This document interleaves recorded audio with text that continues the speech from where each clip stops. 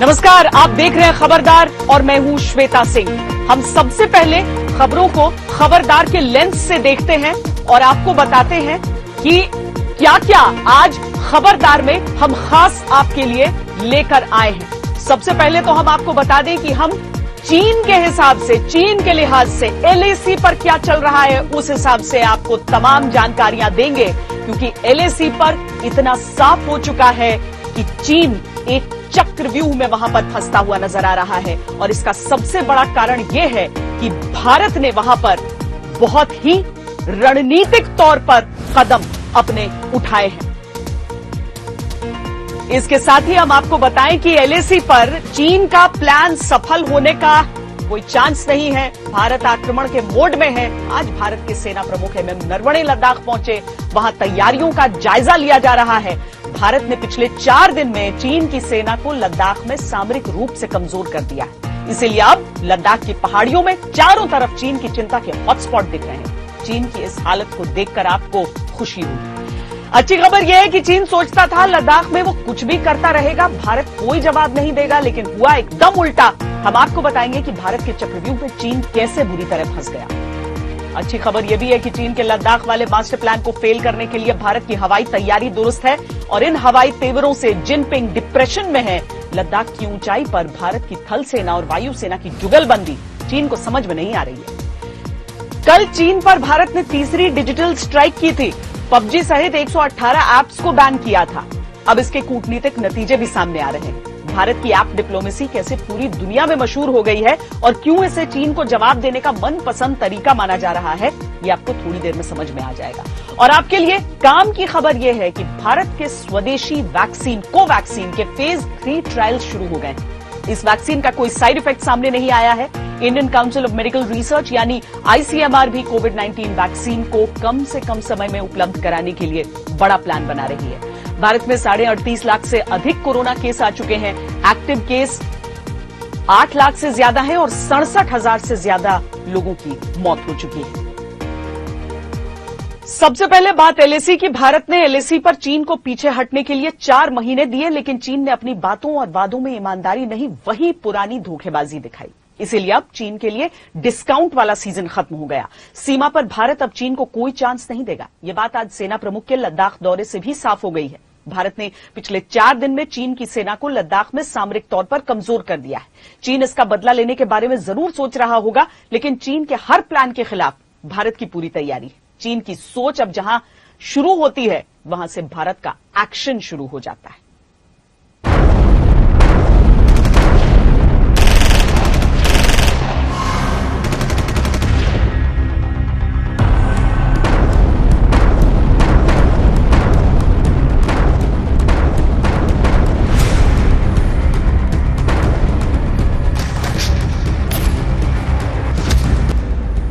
General की तैयारी चीन के सीक्रेट प्लान पर भारी।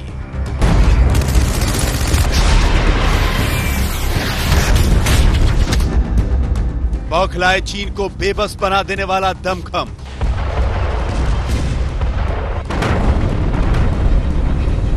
चीन सोचता रह जाता है, भारत का एक्शन हो जाता है। 4 महीने में भारत ने एलएसी पर गेम पलट दिया है। भारतीय सेना चीन की सोच से 4 कदम आगे है। ये बात पैंगोंग से चीन को पता चल चुकी है। वो पैंगोंग का बदला लेना चाहता है, लेकिन अब चीन की सोच जहां से शुरू होती है, वहां से भारत का एक्शन शुरू हो जाता है। भारतीय सेना ने न सिर्फ पैंगोंग झील के दक्षिणी तट पर अपनी स्थिति मजबूत की है, लेकिन उत्तरी तट पर भी कुछ अहम चोटियों पर पूरी तरह से कब्जा बना लिया है, जिससे कि वो अब चुनौती दे सकता है चीन की सेना को, जो अभी भी फिंगर 4 पे बैठी हुई है। इसके अलावा बहुत सी ऐसी अहम चोटियां हैं जिस पर भारतीय सैनिक बने हुए हैं। इससे वो निगरानी रख रहे हैं बहुत सारे चीन के मिलिट्री बेसिस पर, जिसकी वजह से चीन थोड़ा सा दबाव में आया है। टकराव के बीच ही आर्मी चीफ 2 दिन के दौरे पर लद्दाख पहुंच गए। वो सेना की तैयारियां देखने के लिए गए। सेना तो पहले से ही तैयार है। अतिरिक्त सैनिक और हथियार पहले ही भेजे जा चुके हैं। असल में आर्मी चीफ के इस दौरे का मकसद चीन को संदेश देना है। संदेश ये कि चीन जितना भी बौखला ले, भारत डटा रहेगा। अब हमारे चीफ जो हैं वो अभी ले गए हैं और हाल ही में डिफेंस मिनिस्टर के साथ सीडीएस और बाकी चीफ, तीनों चीफ्स की मीटिंग हुई है और उसमें बड़ा विस्तार में डिस्कस हुआ है चाइना का मसला और लद्दाख के अंदर और बाकी पूरी हमारा जो बॉर्डर जो चाइना के साथ कोई 4000 किलोमीटर का है, उसके पूरा का पूरा किस हिसाब से कार्रवाई करेगी फौज। और इसीलिए हमारे चीफ वहां गए हैं ताकि एक तो फर्स्ट हैंड इंफॉर्मेशन मिले उनको और दूसरा अपने जो ट्रूप्स हैं उनका मोराल बूस्ट करें। चीन पेंगोंग के दक्षिण इलाके की उन पहाड़ियों को खाली करने के लिए कह रहा है जहां पर भारत ने चीन की चाल को भांपकर पहले ही कब्जा कर लिया। अब इस इलाके में चीन पहाड़ के नीचे आकर कमजोर हो गया है। ये चीन की बहुत बड़ी हार है। चीन इसका बदला लेने की फिराक में जरूर होगा। अगर वो लद्दाख में किसी और जगह पर घुसपैठ नहीं कर सकेगा तो पूरे एलएसी पर जहां कहीं मौका मिलेगा वो घुसपैठ की साजिश जरूर करेगा। लेकिन भारत भी चीन की नस नस को समझ चुका है। लद्दाख में पिटा चीन अब बदला लेने के लिए अरुणाचल प्रदेश और सिक्किम में कोई भी हरकत कर सकता है। लेकिन यहां भी भारतीय सेना ने अतिरिक्त सैन्य तैनाती कर दी है। पूर्वोत्तर की सीमा पर भारत ने सैन्य ताकत बढ़ा दी है। वायुसेना भी अलर्ट पर है। वायुसेना प्रमुख आरकेएस भदौरिया ने भी यहां फॉरवर्ड एयरबेस का दौरा किया है। उत्तराखंड और हिमाचल में भी सेना हाई अलर्ट पर है। भूटान की सीमा पर चीन कोई चाल चल सकता है या नेपाल के जरिए भारत को उकसा सकता है, लेकिन इन दोनों सीमाओं पर भारत अतिरिक्त सावधान है। यानी इस बार चीन के पास कोई चांस नहीं है। भारत की तैयारियां ऐसी हैं कि चीन ने अगर कोई हरकत की तो उसे बड़ी कीमत चुकानी पड़ेगी। चीन अभी तक इस भ्रम में था कि वो चाहे कुछ भी कर ले, भारत इस स्तर तक नहीं जाएगा जिसमें युद्ध का खतरा बन जाए। लेकिन भारत ने चीन के इस भ्रम को तोड़ दिया है।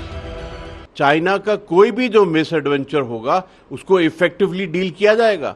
हमने देखा है कि किस प्रकार 15 जून की रात गलवान के अंदर में जो उन्होंने स्टेटस को चेंज करने की कोशिश की थी, उसका क्या मुंह तोड़ जवाब दिया था। उससे बड़ी बात यह है कि पूरे ही इंडिया और चाइना बॉर्डर के ऊपर में भारतीय सेना और सिक्योरिटी फोर्सेस बिल्कुल विजिलेंट हैं, तैयार हैं, अलर्ट हैं। भारत को अब अंजाम की परवाह नहीं। कुछ भी हो जाए वो चीन के सामने न झुकेगा न हटेगा। अब भारत एक्शन करेगा और ये एक्शन चीन की सोच से पहले हो जाएगा। चीन इसलिए बेबस है और बौखलाया हुआ है क्योंकि इसे भारत का नया रूप दिख गया है। लेज़ शेख अल्लाह के साथ आज तक ब्यूरो।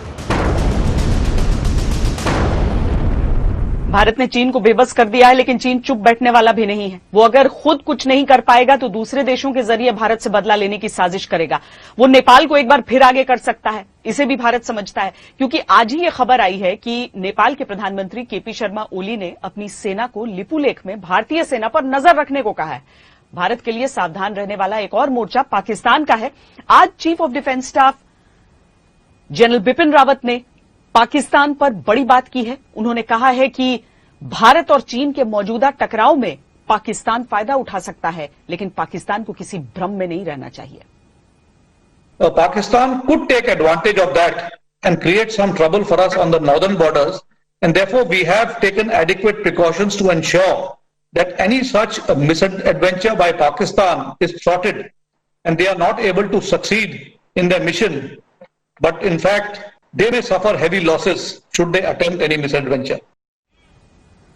इस वक्त पूरी दुनिया भारत का आत्मविश्वास देख रही है। भारत ने दुनिया को चीन से टकराने का मॉडल दे दिया है। भारत का आत्मविश्वास चीन के साथ बातचीत में साफ दिख रहा है। 4 दिन से लगातार चीन के साथ ब्रिगेडियर स्तर की ब्रिगेड लेवल टॉक्स हो रही हैं। दक्षिणी पेंगोंग की पहाड़ियों पर मिली हार ने चीन को झकझोर दिया है। पहले चीन भारत से अपनी शर्तें मनवाना चाहता था, लेकिन अब भारत के रणनीतिक दबदबे के बाद बातचीत भी बदल गई है। यह आत्मविश्वास भारत के एक्शन में दिखता है। अब तक चीन को यही संकेत दिए गए कि भारत हर तरीके से मजबूत है और अगर संघर्ष की स्थिति भी बनती है तो भारत उसके लिए भी तैयार है। और भारत की यह शक्ति लद्दाख के उस नए मोर्चे पर दिख गई है जिसमें शक्तिशाली चीन चक्कर खा गया है। इस नए मोर्चे के बारे में आज हम आपको विस्तार से बताते हैं।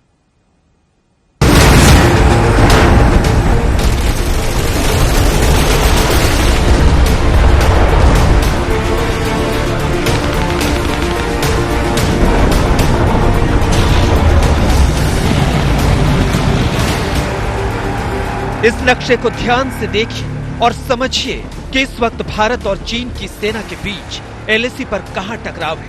पेंगोंग लेक के दक्षिणी छोर में थाकुंग से लेकर रेकिनला तक ये 70 किलोमीटर का इलाका है, जो भारत और चीन के 4 महीने के टकराव का नया हॉट स्पॉट है।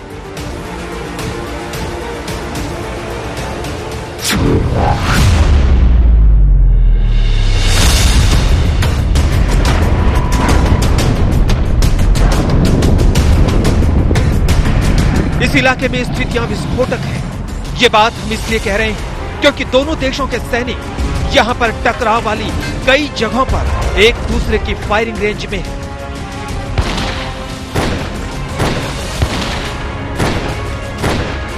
दोनों तरफ से 9 से 10 हजार सैनिक तैनात हैं। दोनों तरफ टैंक, तोप, रॉकेट लॉन्चर और सर्विलांस ड्रोन मौजूद हैं।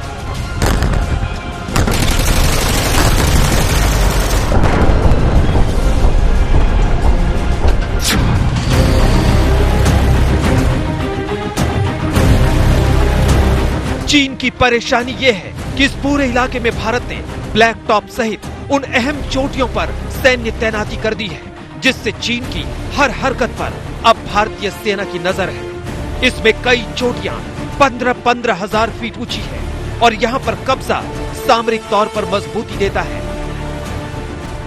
भारत शांतिप्रद देश है, हमारे आक्रामक डिजाइन नहीं है, लेकिन भारत की सेना पूरे तरीके से सतर्क है और तैयार है भारत की टेरिटरी को बचाने के लिए।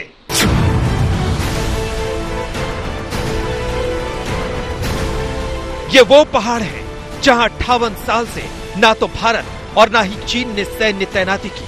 1962 के युद्ध के बाद से ये चोटियां खाली हैं और चीन इस बार चोरी छुपे इन पर कब्जा करने की फिराक में था। लेकिन भारत ने चीन की चाल भांपकर जैसे को तैसा वाला जवाब दिया।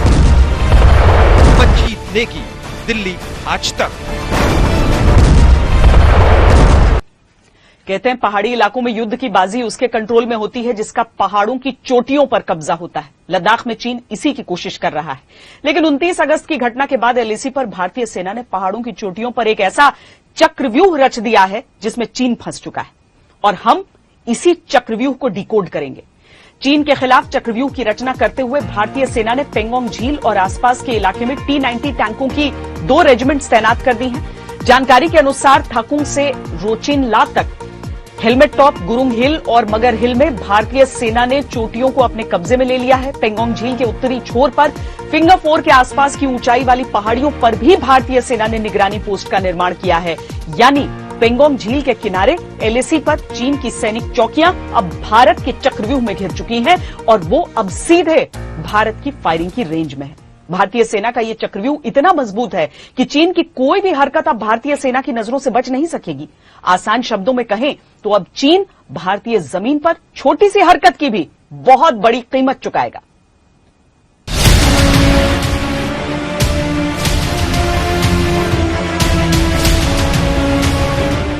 पेंगोंग झील के दक्षिणी किनारे पर जहां चीनी सेना ने ब्लैक टॉप पर कब्जा करने की कोशिश की, वहां अब भारतीय सेना का कब्जा है और चीन की हर हरकत पर पैनी नजर भी, जहां से चीनी सेना की हर लोकेशन सीधे भारतीय टैंकों के निशाने पर है।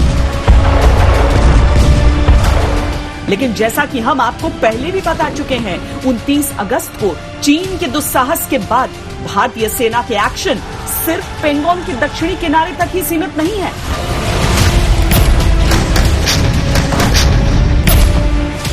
बल्कि अब भारतीय सेना ने पूर्वी लद्दाख में एलएसी पर उन ऊंची चोटियों पर भी अपनी पोजीशन मजबूत कर ली है जो रणनीतिक तौर पर बेहद अहम है।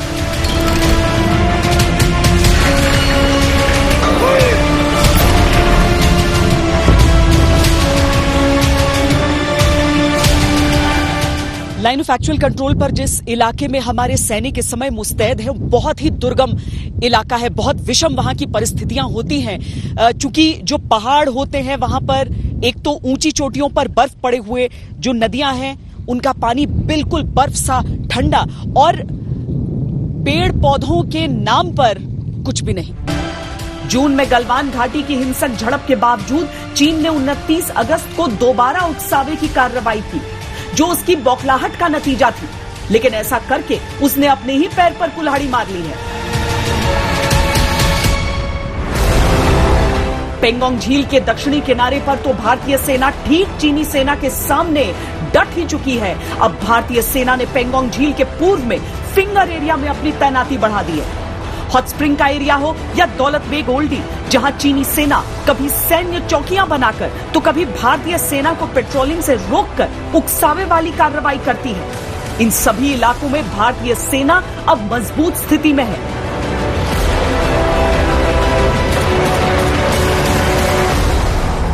लद्दाख सीमा पर भारत ने हर रणनीतिक मोर्चे पर चीन को मुंहतोड़ जवाब देने की पूरी तैयारी कर ली है।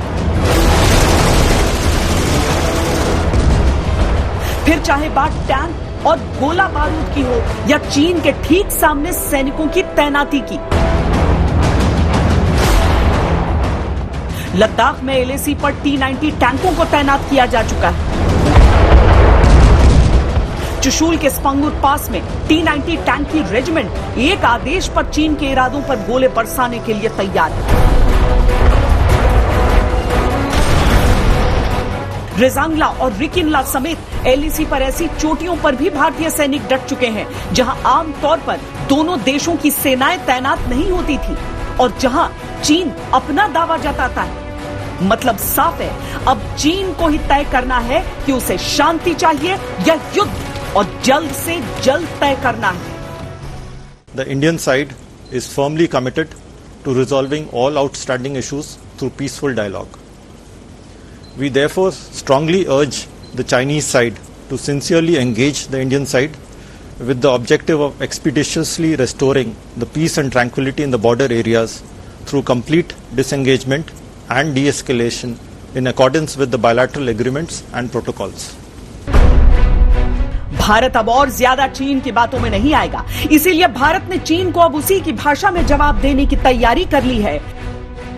लद्दाख में ग्राउंड जीरो पर पहुंचकर आर्मी चीफ ने 2 मैसेज दिए हैं। पहला मैसेज चीनी सैनिकों को कि वो अपनी हद में रहे, वरना अंजाम के वो खुद जिम्मेदार होंगे, और दूसरा मैसेज भारतीय सैनिकों को कि वो चीनी सैनिकों को सबक सिखाने के लिए तैयार रहे। अभिषेक भल्ला के साथ श्वेता सिंह, आज तक। एलएसी पर भारतीय सेना ने जिस तरह अपने मोर्चे को मजबूत किया है और चीन के खिलाफ चक्रव्यूह रच दिया है, उससे चीन बौखलाया तो जरूर होगा और उसका बौखलाना बनता भी है। ऐसा क्यों है, ये भी आपको बताते हैं। रणनीतिक रूप से महत्वपूर्ण चोटियों पर भारतीय सेना की तैनाती होने से अब चीन के लिए उकसाने वाली कार्रवाई करना मुश्किल होगा। ऊंची चोटियों पर भारतीय पोस्ट होने से चीनी सेना की हर मूवमेंट पर हम सीधी नजर रख पाएंगे। साथ ही चीन की सीमा में उसके सैन्य ठिकाने भी अब भारत की फायरिंग रेंज में है।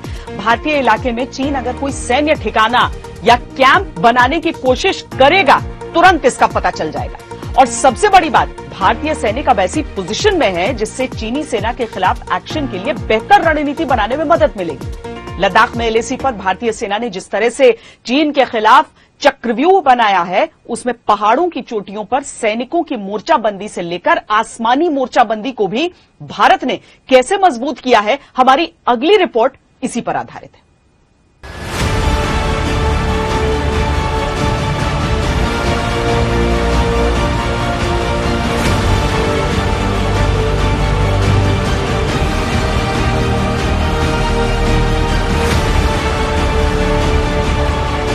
बातचीत और शांति का दिखावा करने वाले शातिर चीन को सबक सिखाने के लिए अब भारतीय वायुसेना ने भी अपने पंख फैला लिए हैं।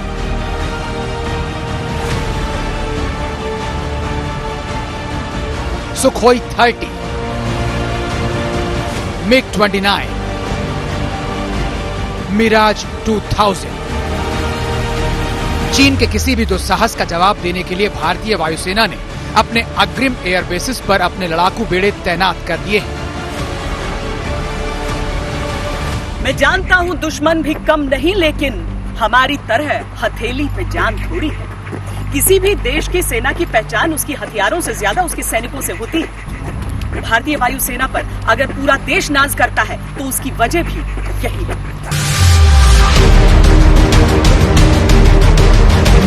जानकारों के मुताबिक लद्दाख क्षेत्र में भारतीय वायुसेना चीनी एयरफोर्स पर भारी पड़ेगी, क्योंकि चीनी लड़ाकू विमानों को बहुत ऊंचाई वाले ठिकानों से उड़ान भरनी पड़ती है, जबकि भारतीय विमान मैदानी इलाकों से एक झटके में चीन के इलाकों में कहर बरपा सकते हैं। और ये तैयारी सिर्फ लद्दाख में नहीं है। Air chief marshal RKS Bhadauria ने वायुसेना की पूर्वी कमान में अग्रिम एयरबेस का दौरा किया है, जो सिक्किम और अरुणाचल प्रदेश में LAC से लगे संवेदनशील इलाकों में चीन की किसी भी हरकत का जवाब देने के लिए मुस्तैद है। भारतीय वायुसेना की यह तैयारी इसलिए भी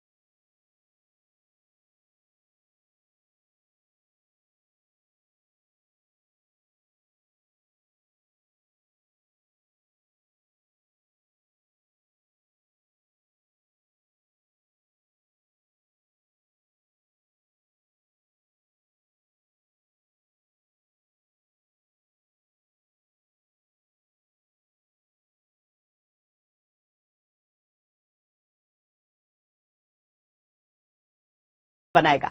वैसे भी अगर चीन को सिर्फ बातों से विवाद सुलझाना होता तो अब तक ये विवाद सुलझ चुका होता।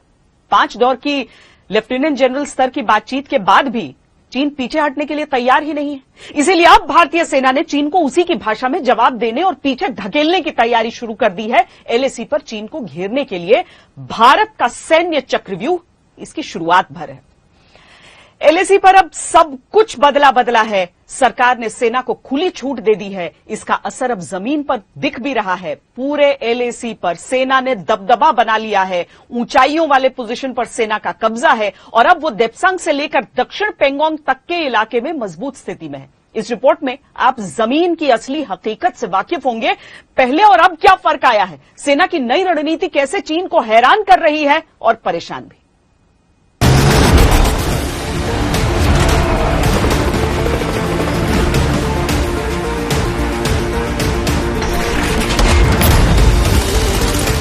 पिछले 6 दिनों में LAC पर सब कुछ बदल गया।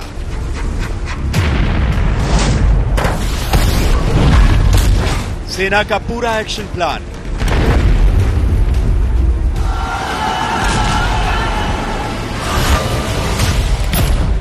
दशकों पुरानी फौजी रणनीति अब इतिहास बन चुकी है। भारतीय सेना अब रिएक्शन मोड में नहीं है, बल्कि सीधे एक्शन मोड में है।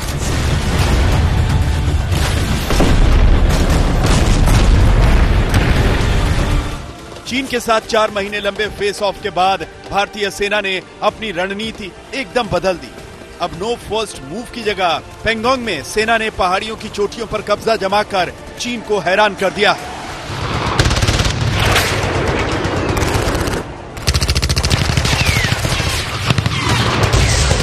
और कोई भी एक्शन लेने के लिए भारतीय सेना को खुली छूट है। इसका असर भी दिख रहा है। सेना ऊंचाइयों पर पोजीशन बनाकर अपनी स्थिति को बेहतर कर रही है।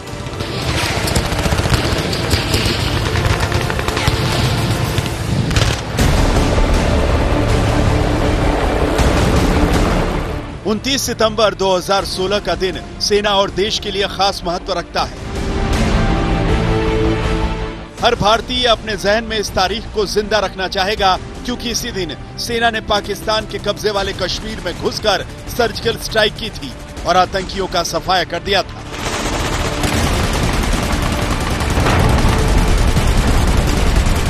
इस कामयाब ऑपरेशन ने भारतीय सेना की छवि बदल दी।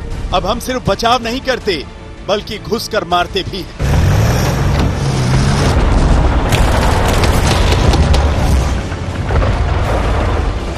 LOC के बाद सेना ने यही काम LAC पर भी किया है।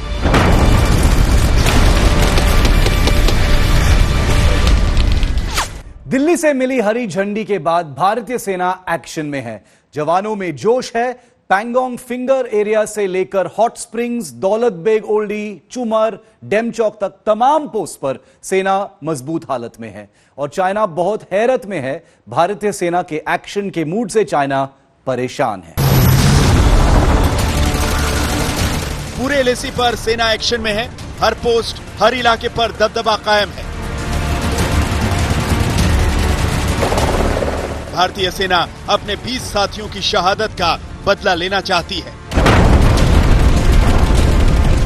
6 दिन में जो तेवर दिखाई दिए हैं वो बहुत अलग हैं। पहले चीन की हरकत पर सेना जवाबी कार्रवाई करती थी, अब सेना ने खुद ही पहल करके चीनी सैनिकों के पर कतर दिए हैं। पहले सेना एलएसी पर वेट एंड वॉच की पोजीशन में रहती थी, अब त्वरित एक्शन लिया जाता है। पहले बातचीत पर जोर होता था, अब बातचीत भी और एक्शन भी। पहले बॉर्डर पर शांति बनाए रखने के नियमों के तहत कार्रवाई होती थी, अब भारत ने ये साफ कर दिया है कि सामने वाला अगर अपनी हरकतों से बाज नहीं आएगा तो इकलौते भारत ने ही शांति का ठेका नहीं लिया हुआ। बॉर्डर पर शांति बनाए रखने की प्रक्रिया को परिभाषित किया गया है। हम लोग को बात के अंदर गोल पोस्ट शिफ्ट करने की जरूरत है। वो यदि एलएसी की बात करता है तो हमको डिसएंगेजमेंट के साथ साथ डीएस्केलेशन का बात करना चाहिए। इशू रेज करना है कि अक्साई चीन हमारा है। चीन समझ जाएगा कि कूटनीति में और बातचीत में जो गेम वो खेल रहा है उस गेम के हमने भी मास्टरी कर लिया है और उसी गेम में शतरंज की चाल में उसको हम शह मात देंगे। भारत उन छोटे देशों में नहीं है जिनको चाइना ने साउथ चाइना सी के रिम पर डरा धमका के अपनी बात मना ली है। भारत की अपनी रीढ़ की हड्डी है और बड़ी मजबूत है। अगर चीन एलएसी पर चांस मारेगा तो भारतीय सेना के गुस्से की आग बरसेगी।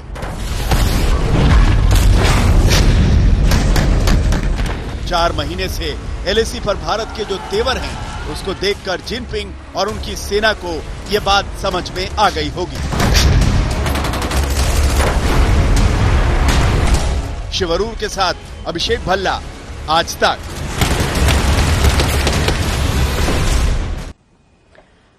अब चीन को लेकर जो कुछ चल रहा है उससे अलग जरा कोरोना को लेकर क्या चल रहा है उसकी बात कर लेते हैं, क्योंकि हिंदुस्तान में 38 लाख से ऊपर पहुंच चुका है कोरोना संक्रमण का ये आंकड़ा। चेहरे पर मास्क नहीं, सोशल डिस्टेंसिंग का ख्याल नहीं, इधर लापरवाही बढ़ी, उधर अस्पतालों में मरीजों की भीड़ बढ़ी। जब केस कम थे तो लोगों में चिंता ज्यादा थी।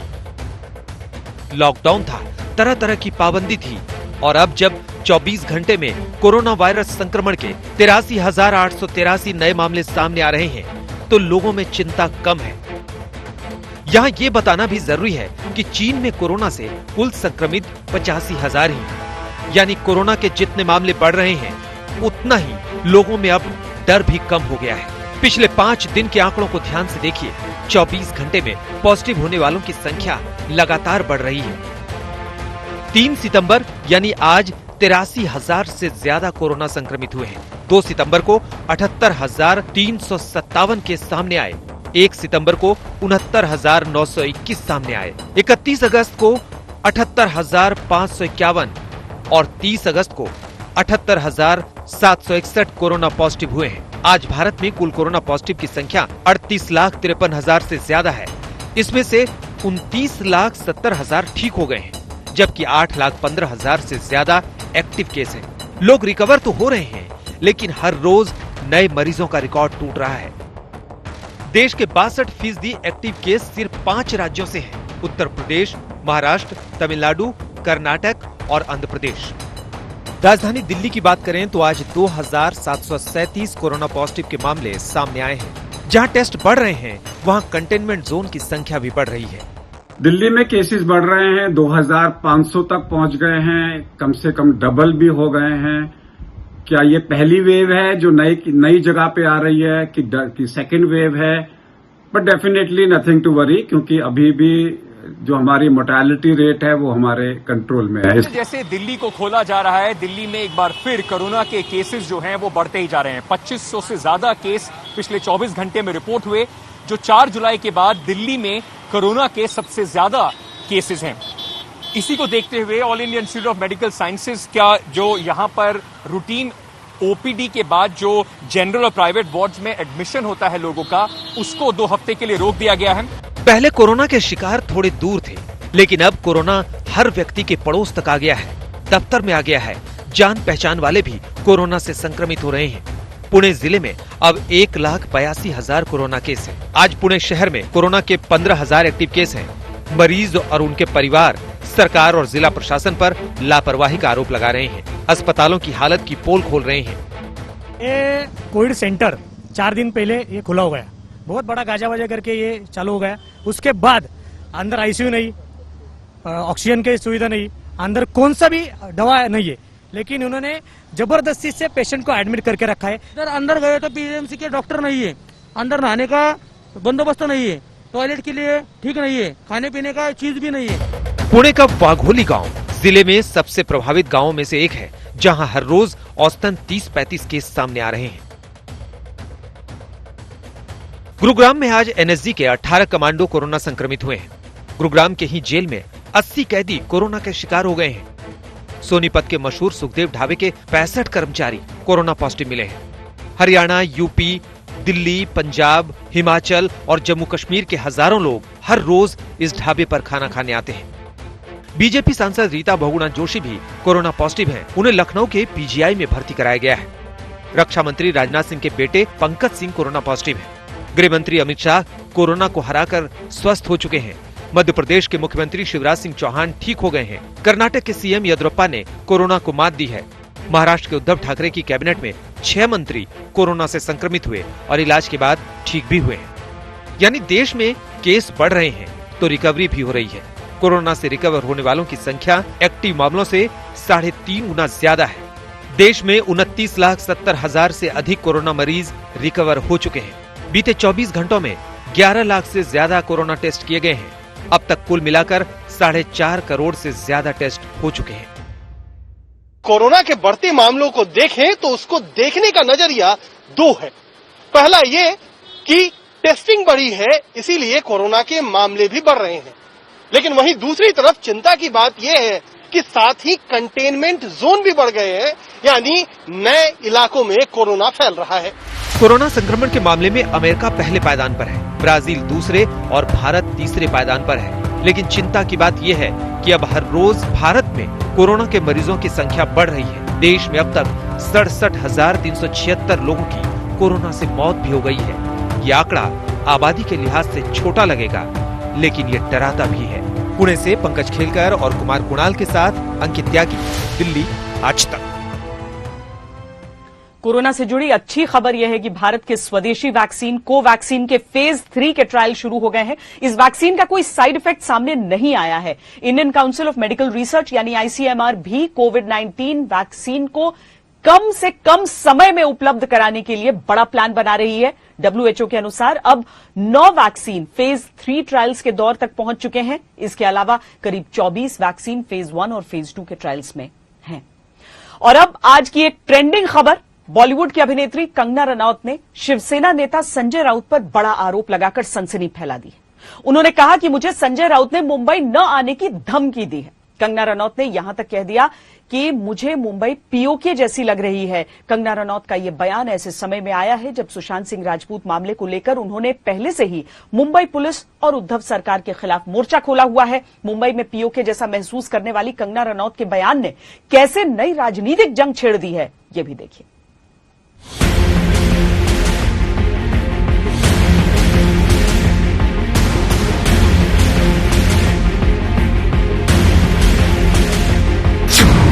कंगना को क्यों लग रहा है डर? कंगना क्यों है शिवसेना के निशाने पर? कंगना को मुंबई क्यों लग रही है पीओके? सुशांत की मौत के बाद से कंगना रनावत सुर्खियों में है। इस बार भूचाल लाया है उनका ये ट्वीट। उन्होंने ट्वीट किया, शिवसेना के नेता संजय राउत ने मुझे खुली धमकी दी कि दोबारा मुंबई ना आऊं। मुंबई की सड़कों पर आजादी वाले चित्र बनाने के बाद खुली धमकी है। क्यों? मुंबई पाकिस्तान अधिकृत कश्मीर जैसी महसूस हो रही है। कंगना के इस ट्वीट से कुछ दिन पहले की ही बात है, जब शिवसेना के मुखपत्र सामना में लिखा गया था, अगर आपको मुंबई पुलिस से दिक्कत है तो लौटकर मुंबई मत आएं। बहरहाल कंगना के इस सनसनीखेज दावे के बाद शिवसेना नेता प्रियंका चतुर्वेदी ने ट्वीट किया, मुंबई और मुंबई पुलिस के खिलाफ एक तरफा एजेंडा, पुलिस को माफिया से बदतर कहना, मुंबई पुलिस कमिश्नर के फर्जी स्क्रीनशॉट साझा करना और अब मुंबई की पीओके से तुलना करना शर्मनाक है। ऐसे झूठ पर चुप रहना सही नहीं, इसलिए इसकी निंदा की जानी चाहिए। महाराष्ट्र पुलिस और महाराष्ट्र सरकार को कटघरे में खड़ा करने वाली कंगना अब शिवसेना के निशाने पर है। हे भान मीडियाने ठेवलं पाहिजे। कोणाकडे अशा प्रकारची जर काही माहिती असेल तर त्यांनी ट्विटरवरती वगैरे खेळत बसण्यापेक्षा असे खेळ सरकारकडे जावं, पोलीस आयुक्तांकडे जावं आणि पुराव्यांसह माहिती द्यावी, इतकंच मी सांगतो। कंगना इन दिनों मनाली में अपने घर में है। सुशांत की मौत के बाद से उन्होंने खुलकर अपनी राय रखी है, फिर चाहे वो बॉलीवुड गैंग्स की बात हो, ड्रग्स की बात हो या फिर खुद से जुड़े विवाद। मूवी माफिया ने ना कि सिर्फ उनको बैन किया था, सिस्टमैटिक डिसमेंटलिंग, कैसे कतरा कतरा करके उनका दिमाग तोड़ा गया है, उनको मारा गया है। तो ब्लाइंड आइटम आप इसलिए लिखते हैं क्योंकि आप जब झूठ लिखना होता है आप को के अगेंस्ट कोई लीगल एक्शन नहीं लिया सकता क्योंकि आपका तो नाम ही नहीं लिखा।